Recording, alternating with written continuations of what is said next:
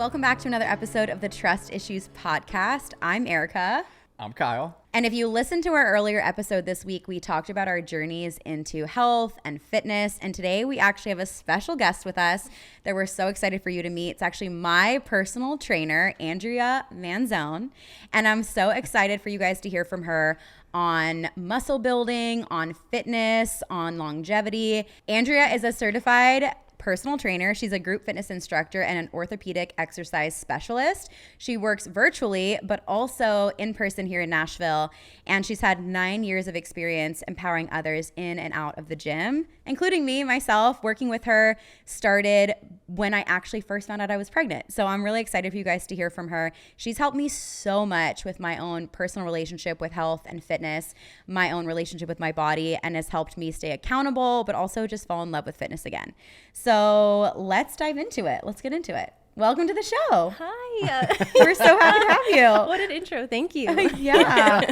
So let's just get into the sauce, because I feel like everyone who's listening to this episode, most people are super busy, high performers, ambitious people, and they want to feel good. They want to work out, but there's a lot of information out there on where to start and what to do. How do you make a decision on what fitness path to choose? Because there's cycling, there's running, there's HIIT classes, there's strength training, which is obviously what we think is important. We're flooded with this information with social media. So it's like there's so many trainers out there, people out there just like pouring this stuff on you. So it's like, what do you do? Yes. Yeah. We have been told the wrong thing from the get-go. Yeah. And it has set us back decades of time that we're just trying to like now backtrack and be like, no, we were wrong this whole time. Yeah. The biggest thing when I say about weight loss, like I can cut my leg off and that's weight loss. Yeah. So the difference between weight loss and fat loss is like, I have to now teach people what the difference is. So talk to us about if someone's listening and they're overwhelmed with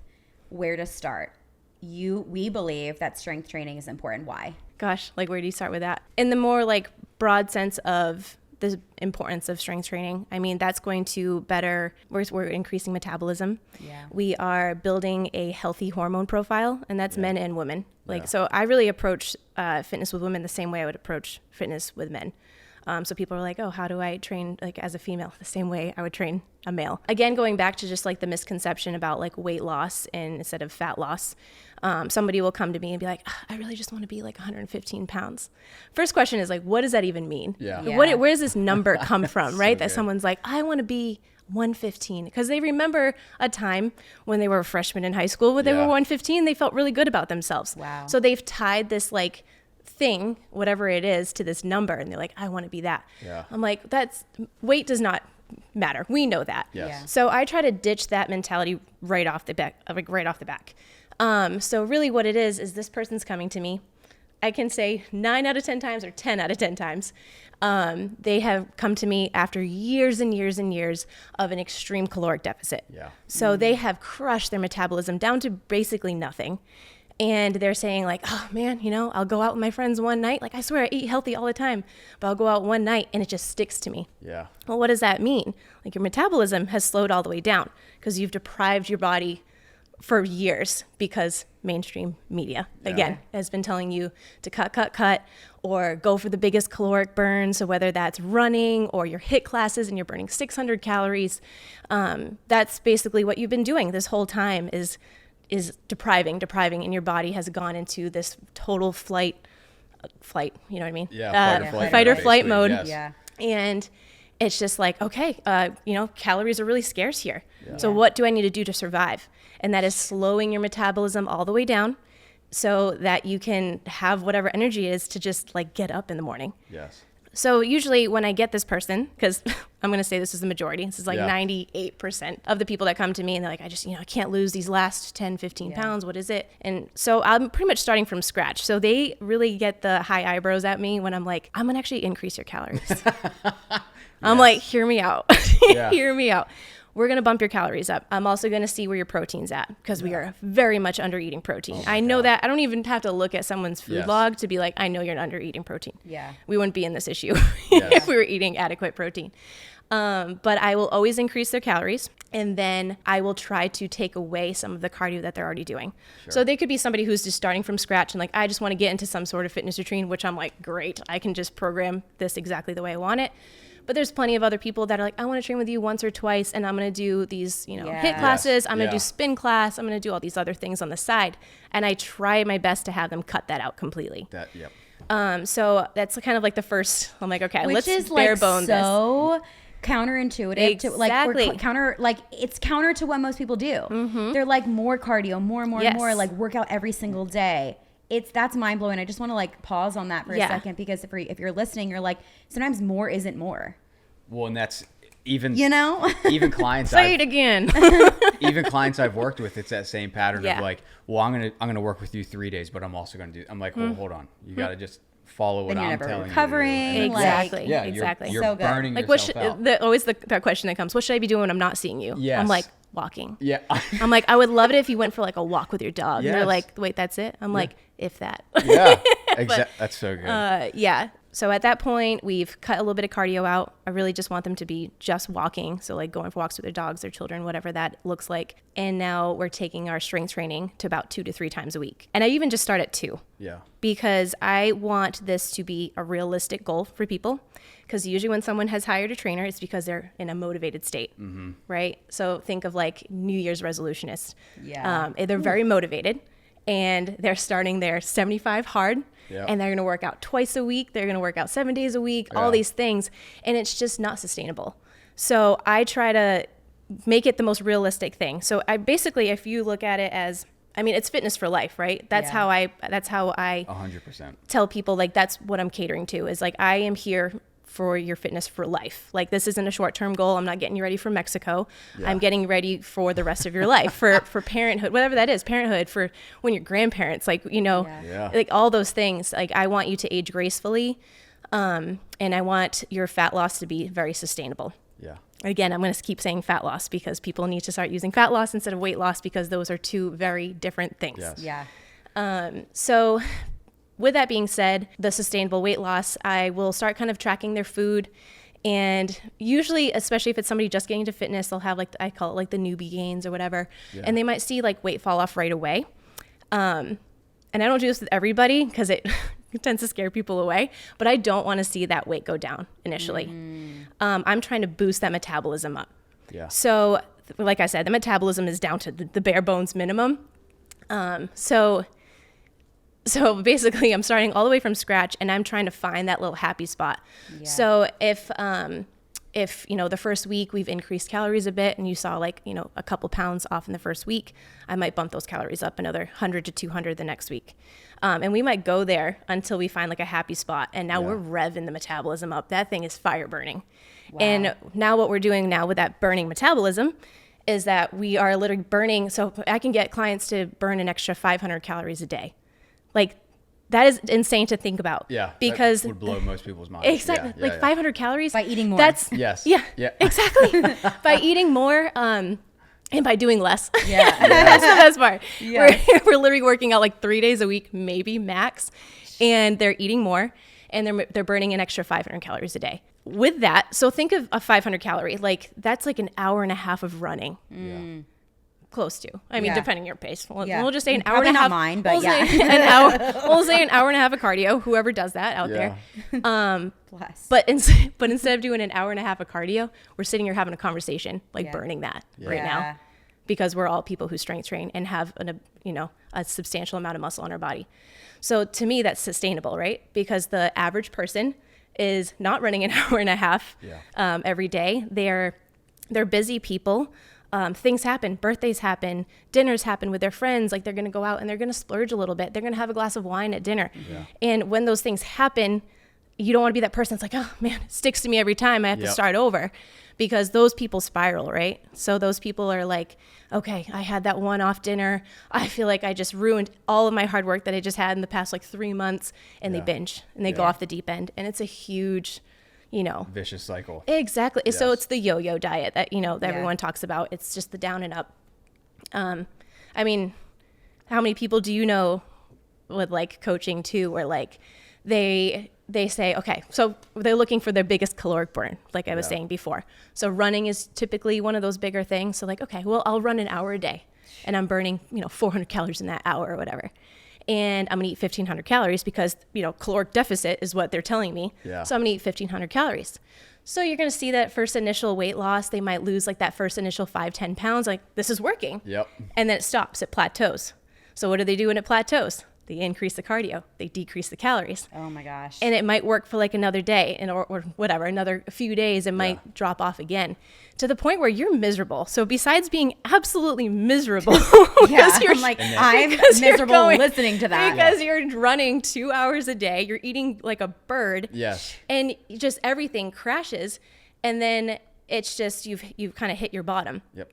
And then they start from scratch again. So, I mean, the amount of people that we get as coaches like that, I mean, it's the majority. Yeah. Because that's what, like you said, that's what the media preaches. That's what the media teaches. The media is saying you need to do it this way in order to have the body that you want. So you're of the thought process, we are as well, that strength training is the way. And so can you talk about some of the benefits of strength training? And also I think touch on, because as a female, there are so many women who I talk to who are like, oh, I don't want to strength train because I don't want to get bulky. Yeah. Yes. I don't want to get bulky. I want to tone. Can I just tone? I die. So can you talk about, number one, why strength training? Why is that the way? I mean, obviously, if I'm listening and I'm brand new to this whole concept, I'm like, you're saying that I can eat more and actually work out less and actually have more sustainability and like be in the body that I want. Like, tell me more about this way. Everything the light touches is yours. Yeah. It's like, oh my gosh. Yeah. So tell us about strength training and why strength training, what are the benefits, and why should women not be afraid of strength training? Yes. First of all, with the whole like bulky statement, anytime someone says that to me, I am like, I wish. I know. I wish it was Same. that easy. I'm working so hard. I wish like your words my were true. quads. I'll tell you, my quads would be twice the size that they are now if it was just the snap of a finger, one session with Andrea, and my legs would just blow up. Like I wish. First of all, it requires so much hard work to even get to this muscular state. I've been muscle training for I don't even know how old I am. Like so over 10 years. Yeah. To build however many pounds of muscle that I have had. So to address that, I mean, it takes so much time and effort. And you need to have all the stars in line for that. You need to be in a slight caloric, not a deficit, caloric surplus. Your stress needs to be managed. Your hormone profile needs to be like on point. Yeah. You need to be recovering probably twice as hard as you're even training. And just for the average person, those things are hardly ever in line. Yeah. So for someone to be like, oh man, like every time I just lift a weight, I just blow up. I'm like, first of all, that's blood flow. Yes. Exactly. Yes. Oh my God, the amount You're of a times. human. There's blood. There's blood in there. Yes. The amount of times I've had like females be like, oh, I whenever I do push-ups, I just don't like how big my shoulders get after. And I'm like, I need to be doing more push-ups. Yes. Wish. It's not permanent. It's okay. I'm like, yes. I'm like, that is just blood flow. You're fine. Yeah. Again, I'm going to keep saying mainstream media, but like they've ruined it for us. It is so much more important. And again, that just goes back to the same benefit for females as it is going to be for males. I mean, you're increasing metabolism. You're developing a much better like hormone profile, a youthful hormone profile. So what does that look like? Cortisol levels are going down. Estrogen and progesterone are now, equaling out. Hair, skin, and nails, man. Yeah. Okay, I guess I can gear this a little bit towards females a little bit more, but hair, skin, and nails. I mean, if you're somebody listening to this and you realize that you have, your periods are out of whack. Yeah. You're dealing with a lot of, skin issues, skin irritations, hair loss, things like that. These are all red flags, and your body is trying to tell you that we need to address something. Yes. Yeah. We've talked about why strength training is so important. Like you said, hormone profile, metabolism boosting. I mean, energy and mood. What does strength training look like? The proper way to strength train. Yeah. What does that actually look like tangibly? I'm going into the gym. I have no idea where to start, but I want to strength train because Andrea said so. What do I do? What does that look like? What does my workout look like? Because that's the number one thing with so many people. They're like, I want to strength train, but I don't know where to start. Well, it's overwhelming, Yeah. And I want to empathize for anyone who's listening because there was a time we've in my all been life. there. There was a time in my life absolutely. where I was I thought, I got out of college and I was like, the way that I maintained the body that I had in high school and college is cardio. Yeah. That's when I discovered weightlifting. That's when I discovered we were doing so much strength training together at our little family owned small hometown gym. It's called Metal Health. We would literally go in. He taught me to deadlift. Kyle taught me how to do barbell back squat. Like I can't say what my form looked like then, but that's like what my intro was to it. But I'm so glad he helped me because I wouldn't have known. And I think I would have been super intimidated. I think so many people are really intimidated to walk into a gym and pick up weights. The benefit of having a coach, because I started the same way.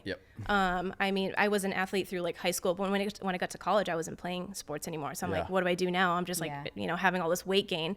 So I just did what the other girls did. And I started like cardio kickboxing. I loved it. By the way, the instructor was amazing. It was so fun, but I wasn't like, I was just sweating. I was just sweating a ton and like getting the endorphins, but I wasn't getting a lot of benefit from it. I really did fall in love with group fitness from that. And I think that's why I got down that rabbit hole of teaching group fitness. And it's still like as a passion of mine to just like motivate a large masses of people. For sure. But then I kind of found myself doing my own strength routine. I actually worked out in a powerlifting gym. Wasn't a power lifter at all, but they had taught me so much about like progressive overload. So progressive overload that's where we're going to say is like true strength training. True strength training, in my eyes, you're looking at those big gross motor patterns. So that's like your squat, your deadlift, your press, your pull. And Erika can attest to that. Like that's all we do. We've been working together. How many? Like a couple. Now, like coming up on 2 years. Soon, really soon. We might be celebrating our anniversary right now. Really? Right now. It might be right now. Because I started working out with you when I was like a few weeks pregnant. Might have been like 8 weeks pregnant. I had reached out to, it's funny, you reached out to me and you were like, I don't even know how we got connected through the web of Nashville. And I think it was through like Ancient Nutrition first. Something like that's that. Right, yeah. And then you had just dropped a little message in my inbox and you said, hey, if you ever need a trainer. And I was honestly like the message that I needed. It was literally the only time I've ever done that. I think that's the funniest thing. When you say that story, I'm like, it sounds like I creep into people's DMs all the time. That's the only time I've ever done it. And it's like the most thankful. Because I'm so glad I did. I'm so glad I was a creep. I'm so glad you did. But literally, you had like my dream like little garage gym, and I was like, oh my god, I want to work in this gym. and now we do. And then you worked out with me through pregnancy, through postpartum. Now I'm like a little bit over a year postpartum, and what we've been doing for the last 2 years probably now is squat, deadlift, press, pull, and it's so much fun. And it's what I was doing before, but just having you have the programming behind it, which is intentional. And I think that's why you said having a coach is so important because, you can go into the gym and you can deadlift and you can squat. You can do that, but you can do it at random and you can do it without intention. Exactly. Well, you can also you can know exactly what you're doing, but it's like if you're on your own, you lose that accountability factor. It's like you can just keep, Andrea keeps me accountable for it's. I mean, coaches need coaches, and I'll preach that. I mean, I always have some sort of coach, whether it's just like going to the gym with my fiance, who's also a coach, but like just having not only the accountability, because motivation's never going to be there, or not always going to be there. But mainly because I'm sure you guys can attest to this, but the amount of times I'm big on listening to my body, right? So I can be going into the gym and something I'm like, I just feel off today. Like, maybe I need to deload. I really just needed like the kick in the butt to be like, no, like this is the program. We're doing 5 sets of 3 today. And I'm very quick to be like, I don't think I ate enough last night. Maybe I'll do a little bit lighter than what I had programmed. Exactly. It's like I'm very guilty of talking myself up or down, or same thing. And you as a coach, this is your livelihood. This is what you do. And so that's why it's so important to have a program and to have like a blueprint, because you have excuses for days. They'll also, the opposite happens where someone's like, I'm feeling on cloud 9. I'm going to max out today. And they had no business maxing out, or people who only max out because they, they don't know any better. The knee feels good today. I'm going. Exactly. So it's, oh my gosh. And then they blow it out, right? It's like that's where I don't understand why I'm always injured. And that was probably that mentality for sure. The blueprint is so crucial.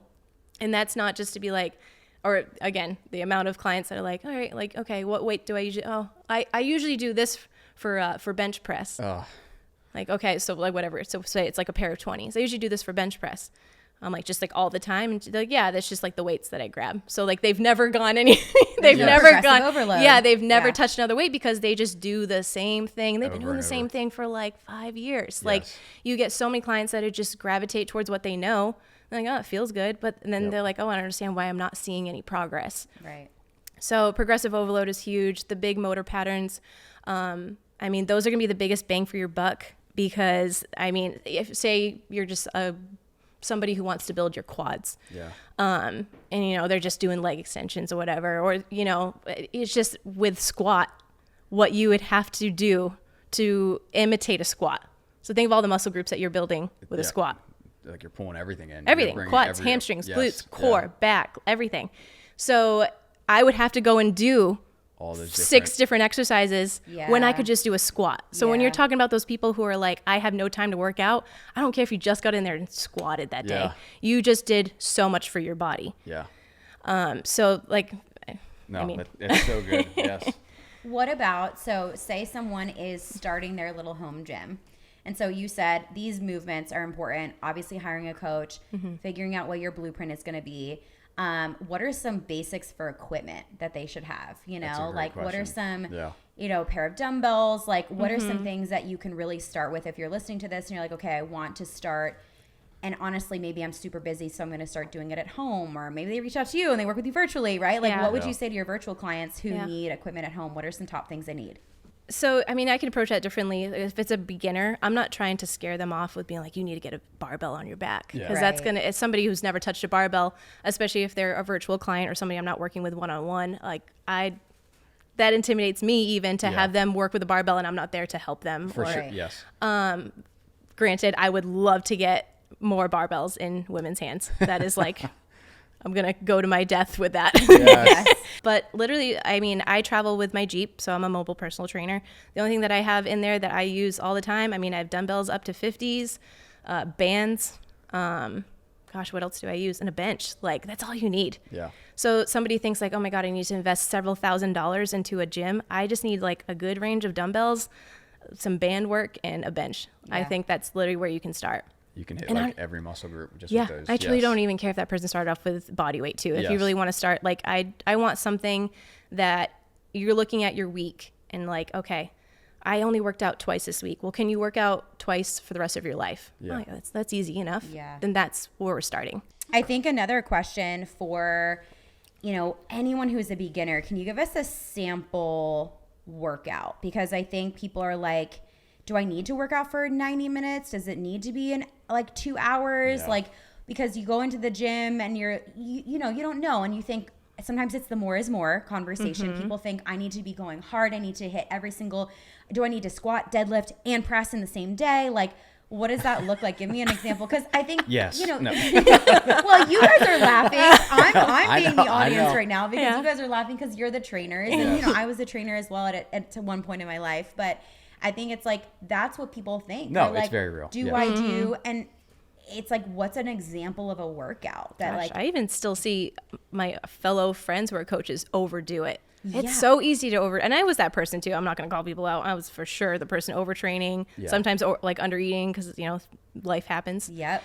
But truly you could get a beneficial workout in 15 minutes. I promise you 15 minutes is literally all you need. Give us the tea. Again, your compound movements. So, oh gosh, I feel like Kyle can speak to this. His little dad workouts. Come on now. Yeah, my dad works. Dude, talk about the dad workout. I love going into that garage and seeing Kyle's written workouts on there. And I'm like, yes, he gets it. Like, he's just in and he's out and he's done like 4 things. Like, you don't need to be doing 10, 12 things. And that's what everyone's doing because they're used to circuit training that has like 15 different stations and they're just no rest. Gotta go. You know? I mean, that was our CrossFit background. I know. That's my background too. It's all of our backgrounds, and that's how we learn. I mean, we all got to learn somewhere. Yeah.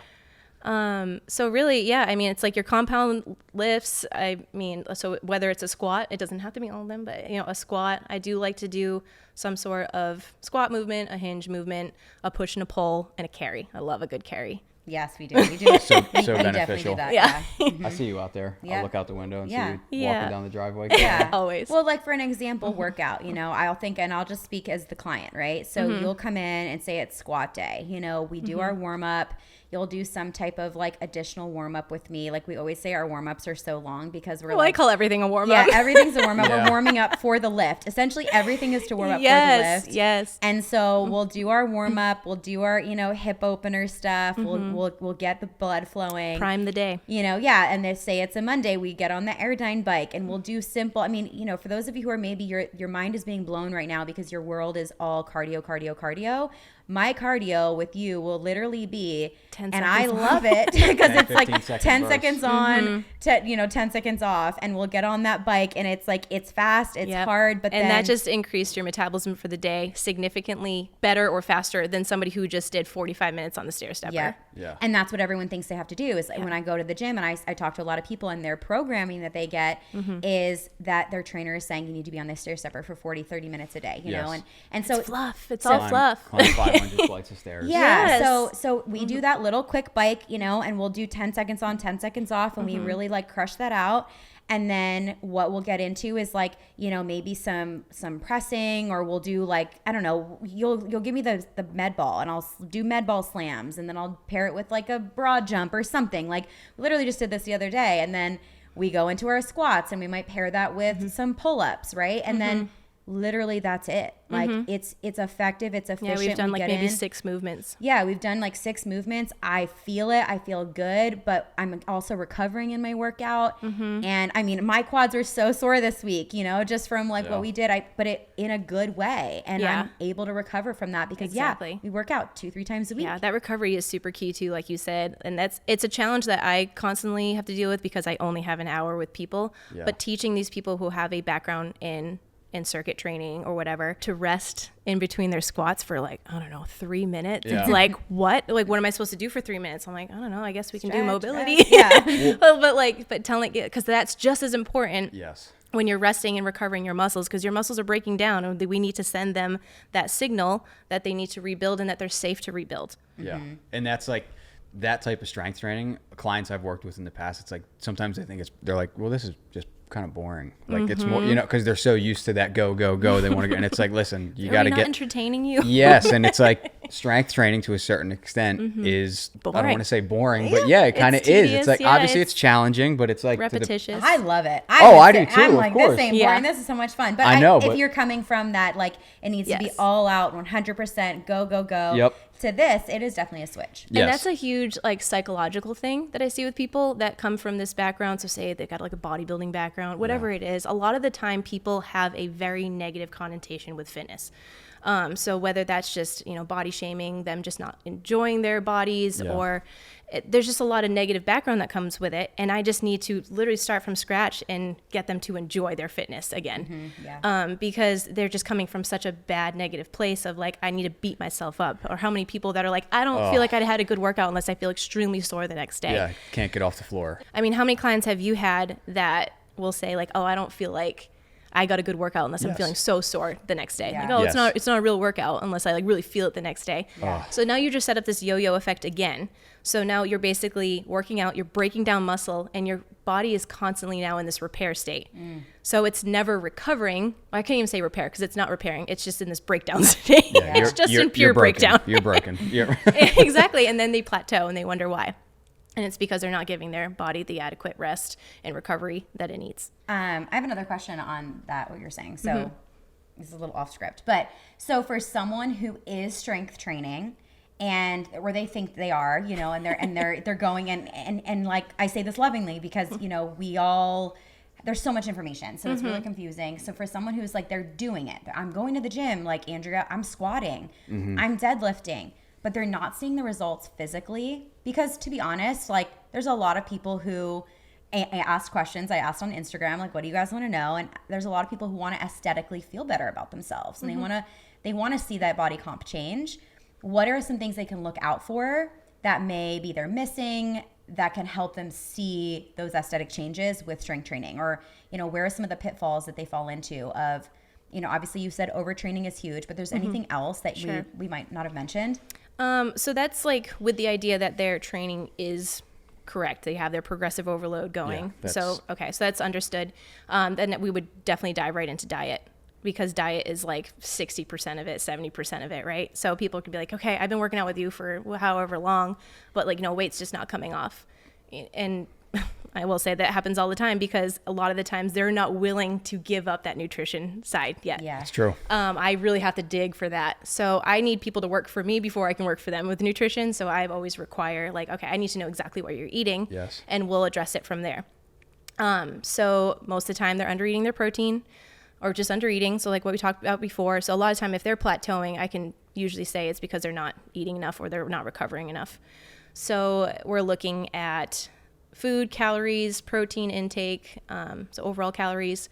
We're looking at sleep. We're looking at, the stressors in their lives. So if they have a high stress job, or like, daycare fell through this week, just all these life things that happen play a major role.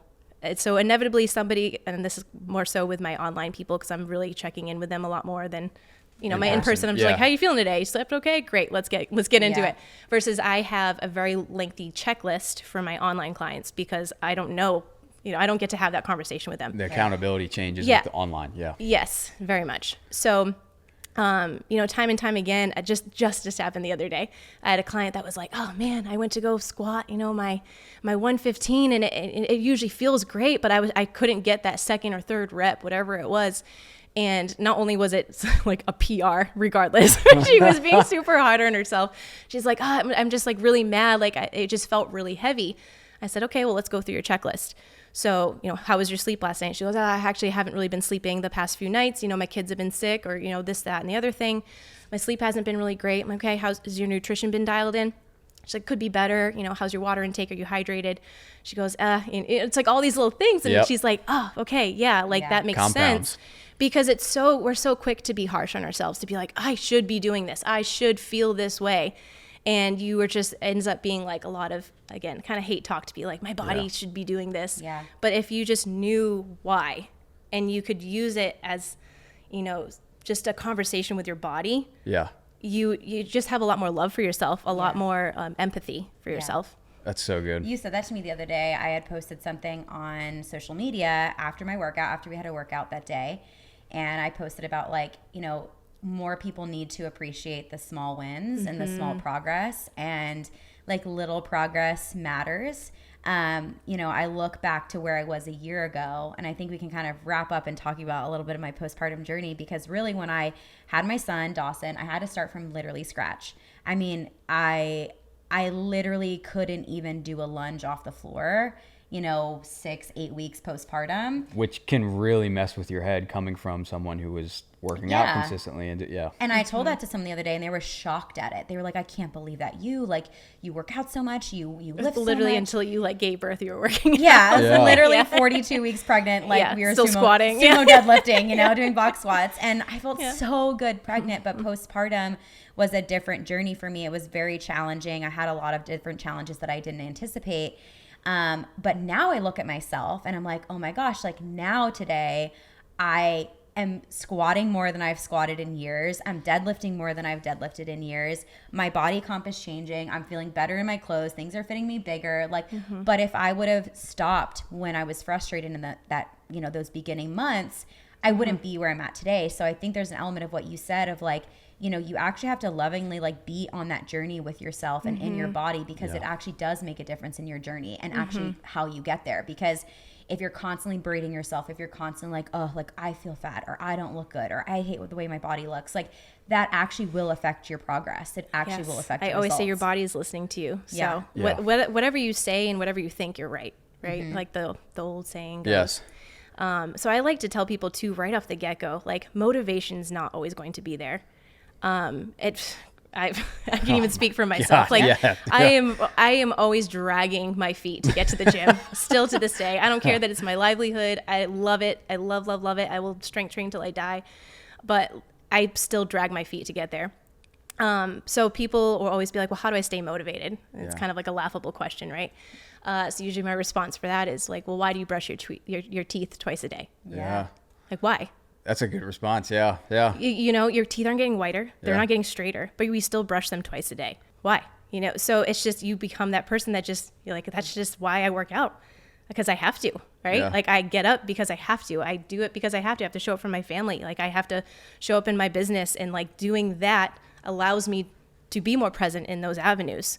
So regardless, when you're not seeing progress, because you're not always going to see progress. It's not linear. Yeah. Tell people that right now. You're not going to just be like, oh my God, I'm just going to skyrocket through, you know, the walls here. But, you know, things will stall, things will degress, progress, whatever.